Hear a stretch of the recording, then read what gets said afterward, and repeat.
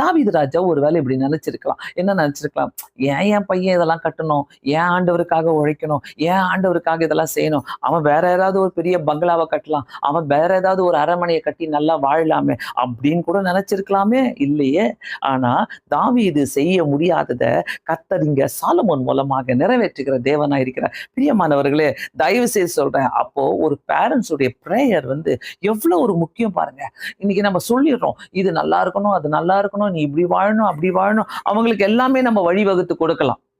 எல்லா வழிகளும் திறந்து கொடுக்கலாம். ஒவ்வொரு வழிகளும் நம்ம திறந்து கொடுக்கலாம். ஒவ்வொரு வழிகள் திறந்து கொடுத்து, நீ இந்த வழியில போ, நீ இந்த வழியில போ, நீ இப்படி போ, நீ அப்படி போன்னு சொல்லிட்டு நம்ம திறந்து கொடுக்கலாம், நம்ம சொல்லலாம். ஆனா கர்த்தருடைய கரத்தினாலே ஆகும் என்பதை நம்ம புரிஞ்சுக்கணும். அதை நம்ம புரிஞ்சுக்கிட்டோம்னாக்கா கர்த்தருடைய கரத்தினால மட்டும்தான் அது ஆகும். வேற எதையாலும் ஆகவே முடியாது. பிரியமானவர்களே, இந்த சாயங்கால வேலையில எல்லாமே கர்த்தரால் ஆகும், எல்லாமே கர்த்தரால். அதுல இன்னைக்கு டைட்டில் கர்த்தருடைய கரத்தினால் ஆகும். கர்த்தருடைய கரத்தினால் ஆக வேண்டிய காரியங்களை கர்த்தர்கிட்ட கொடுங்க.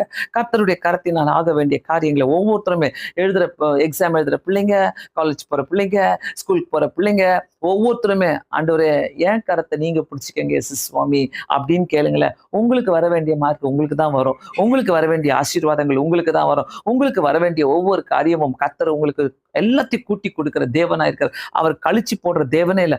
எனக்கு ஒண்ணு மட்டும் நல்லாவே தெரியும். ஆண்டவரை நேசிக்கிறவங்க, ஜெபிக்கிறவங்க, ஆண்டவரோடு கூட வாழ்றவங்க சும்மா அந்த அறக்குறைக்காரங்க கிடையாது. என்ன அறக்குறைக்காரங்களை பத்தி நான் பேச மாட்டேன். இன்னைக்கு ஜெபம் பண்ணுவாங்க, நாளைக்கு ஜெபம் பண்ண மாட்டாங்க. இன்னைக்கு பைபிளை வாசிப்பாங்க, நாளைக்கு பைபிளை வாசிக்க மாட்டாங்க. இன்னைக்கு சோர்ந்து போயிடுவாங்க, நாளைக்கு அப்படியே அப்படியே நல்லா சந்தோஷமா இருப்பாங்க. நான் சொல்றேன், அப்படி அப்படி இருக்கிறவங்க எல்லாம் வேண்டாம். நல்லா என்னைக்குமே ஆண்டவரே நான் எழுந்திரிச்சு முடிச்ச உடனே நான் என் மைண்ட் எப்படி இருக்கணும், நான் நல்லா இருக்கணும்.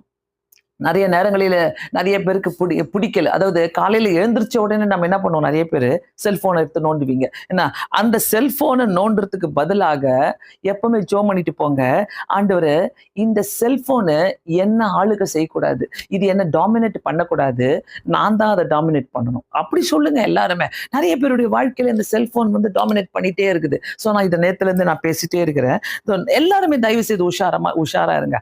நான் இந்த செல்போனை டாமினேட் பண்ணணும், அது என்ன டாமினேட் பண்ணக்கூடாது. இதுக்குள்ள போ, அதுக்குள்ள போ, இதை போய் பாரு, அதை போய் பாரு.